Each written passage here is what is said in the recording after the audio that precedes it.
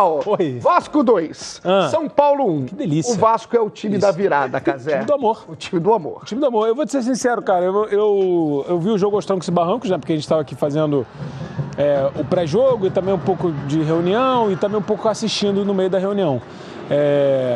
Assim, cara, vou te falar, um primeiro tempo... Um jogo irritante, né? Foi um gol aí, Casé. Um gol irritante pra caralho. Aqui a gente critica, mas também tem que falar. Uma defesa espetacular do Léo Jardim, mas na sobra o Luciano fez o gol. Mais mérito do Caleri ou mais demérito de Robert Renan? Mérito do Caleri, mas o Robert Renan ficou fudido, né? Ficou, cara. E o Cuiabano foi mal no lance, acontece, assim, errou, mas ali na hora, se é 1-0 eu não estaria falando assim, né? Mas... Estaria calmo, né? Agora eu tô sendo um pouco, né? Porque plasticamente o drible, ele... É maravilhoso, maravilhoso. Mas assim, eu vou te falar, cara, vou ser honesto, tá? Eu acho que é mais do mesmo do Vasco, assim, sabe? Tudo passa pelo Andrés Gomes, se não passar pelo Andrés Gomes, de repente, não sai nada. Eu falei na última semana aqui, mais uma vez, o Thiago Mendes tem que ser esse cara a gerar jogo. Hoje até ele errou mais do que vem errando.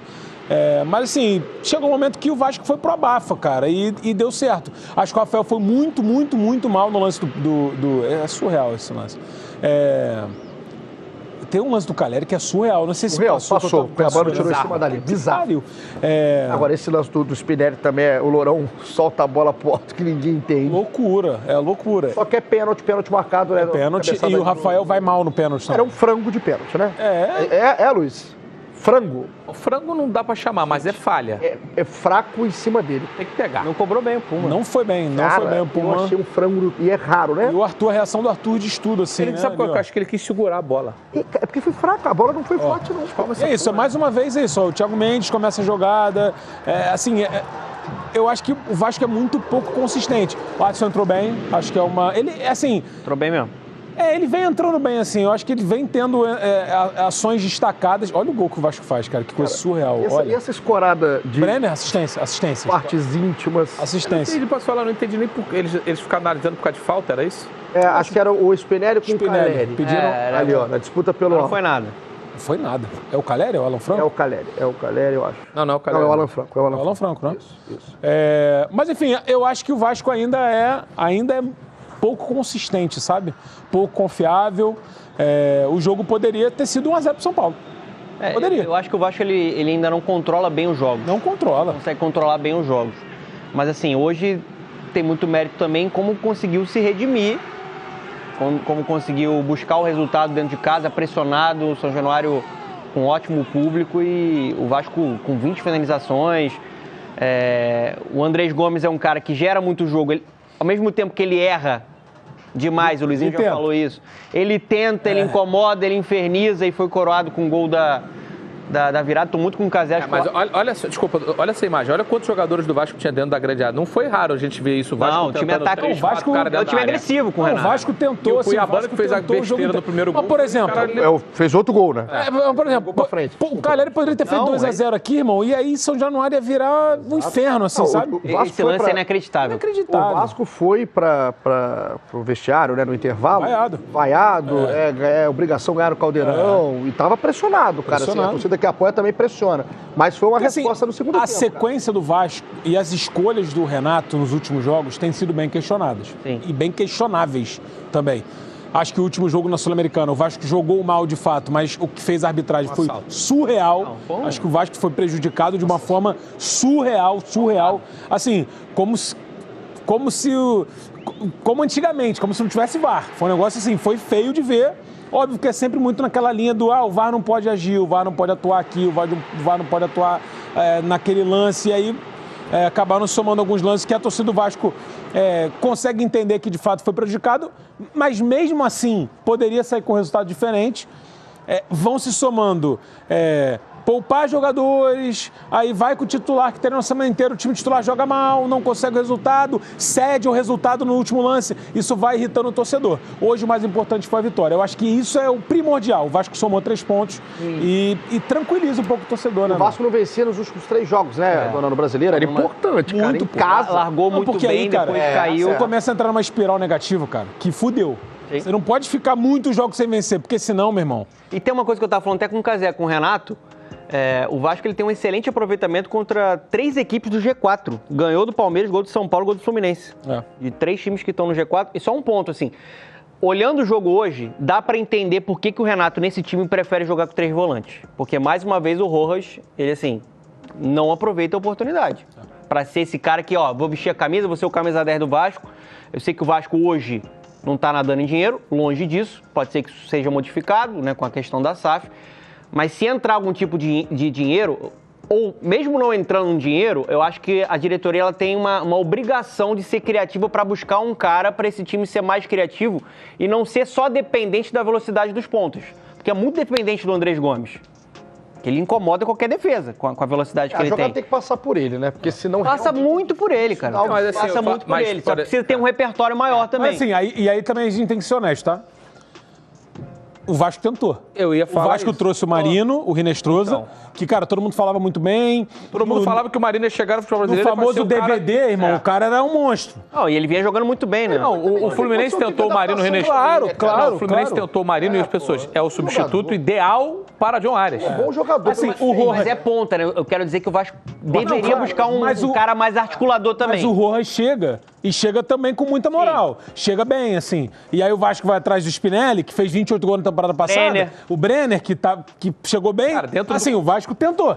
Sim. Dentro da realidade financeira do Vasco, então, o Vasco fez muito. E o Vasco não tem nenhuma culpa com a decisão do Coutinho, por exemplo, que ele decidiu não permanecer no Vasco. Era um jogador que o Vasco contava e era o camisa 10 do time. Dentro da realidade do que o Cazé falou, da possibilidade de contratações e do que o time tem hoje, eu acho que também, 16 pontos do Campeonato Brasileiro, eu acho que é bem assim, se você tá em 8º ainda?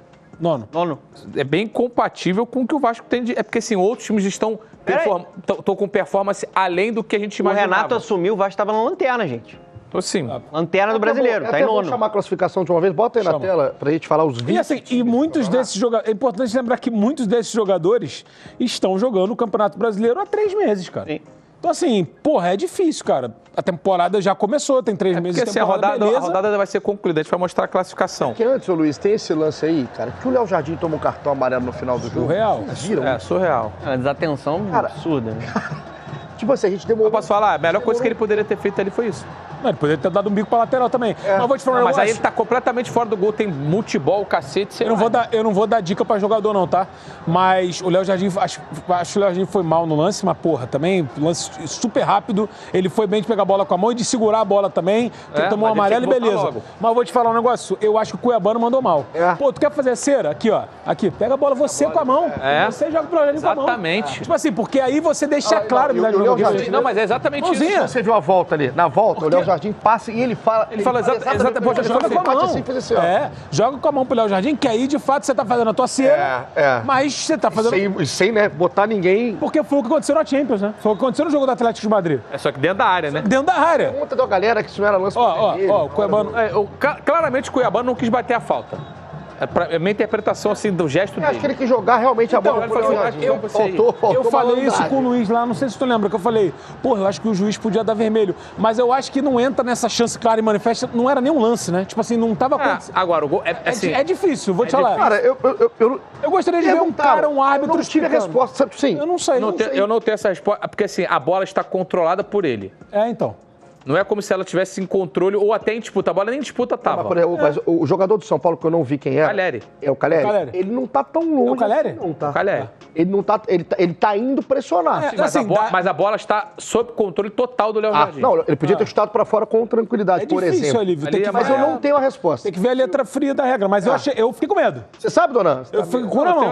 Mas é difícil você achar. Eu na mão. Falei, vai expulsar o Léo Jardim. Também não consegui ver isso, mas... Porque o Léo Jardim não seria a primeira vez que o Léo Jardim seria expulso por uma regra que é só aplicada no Léo Jardim. É o inaugurador de regras, Léo Jardim. Enquanto internacional. Mas assim, aí nunca mais teve. É foda. Nunca mais nem vai ter, né? Pode conter clubismo, pode conter paixão. Mas eu acho que o amarelo ficou de bom tamanho naquele lance. A classificação tá aí, Casimiro Miguel. O Palmeiras tem 26 pontos. O Flamengo está com 20, o Fluminense joga menos, Flamengo. O São Paulo estacionou com 20 pontos depois da derrota, o Bahia também tem 20. O Furacão 19, o Botafogo foi a 16, o Curitiba 16, o Vasco foi a 16 e o Vitória foi a 15 pontos. Posso ler vou ler um trecho da regra aqui. Deverá ser expulso o jogador, substituto ou jogador substituído que cometer as seguintes infrações. Primeiro tópico.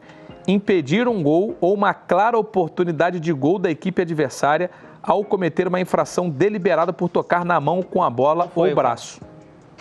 Então, aí cabe a interpretação do árbitro. É interpretativo, então. Porque eu acho que não foi isso. Eu não acho que Eu acho que o Léo Jardim... Impedir uma clara oportunidade... Assim, ele não fez isso. Ele impediu uma clara oportunidade de gol? Acho que não. Não, pô. Porque sem goleiro ali, o cara pega a bola, o cara só tem o trabalho de chutar. O Ardagulha fez um gol. O controle da jogada era todo dele. Não, eu concordo. Eu acho que ele não teve essa intenção deliberada. Cara, deixa eu te fazer... Porque o deliberado Luiz, parece algo... Deixa eu trocar aqui. Vamos supor que quem faz isso é o Robert Renan e não é o Léo Jardim.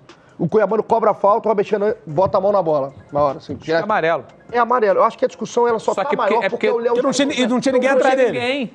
E assim... Se o cara pega a bola ali, é igual o gol que o Ardagulha fez. Tipo assim, é um gol fácil, pô. O goleiro tá fora do gol, você pega a bola aqui, ó. Vamos ver. É o Calheri ali, ó. Vamos olhar o Calheri, se ele vai imediatamente. Ele vai imediatamente, cara. Assim. Pô, mas tinha uma distância... Porque, cara, se o Calheri pega a bola aí, é gol. Acabou. Mandou bem o Léo Jardim de segurar a bola. O Calheri ia botar a bola no chão. Aí eu vou te falar, numa dessa aí ele podia tomar o segundo amarelo. Pela falta, pela infração e por retardar o reinício de jogo. Aí ele foi malandro, que ele foi falar pro qual foi o jogo agora da Sul-Americana que o Cidadão tomou 2 amarelos, com o jogo Red Bull Bragantino? Foi o Red Bull Bragantino. O cara tomou duas porradas. Bota de novo a tabela, por favor, que a gente tá porque aqui é o seguinte, se ele toma o cartão amarelo pela infração e poderia ter tomado o cartão amarelo por impedir o São Paulo de bater rapidamente a falta, por retardar o reinício de jogo. Eu achei o amarelo justo. Não, eu acho também, mas agora eu não acho... Porque se o Calheri toca na bola... Tipo assim, se o Calheri vai dividir com ele... Aí tem um cara que mandou aqui agora, ó. O Davi Coelho, um abraço aí pro Davi. Se o Léo Jardim domina errado e aí pega com a mão... Aí é bandidagem. É expulsão. Isso. E aí era expulsão. Exato. Pode ser uma leitura que eu acho... Eu concordo, tá, Davi? Eu tô contigo. Bota de novo a classificação, se o Luiz... Mas faltou malandragem ali pra fazer... Eu trouxe uma leitura da regra pra você aqui, o babaca. Você foi muito bem. A segunda parte da tabela de classificação, o Casimiro Miguel, que os nossos diretores estão... O diretor já pegou, fez assim com a tabela. Ele deu um soco lá no suíte.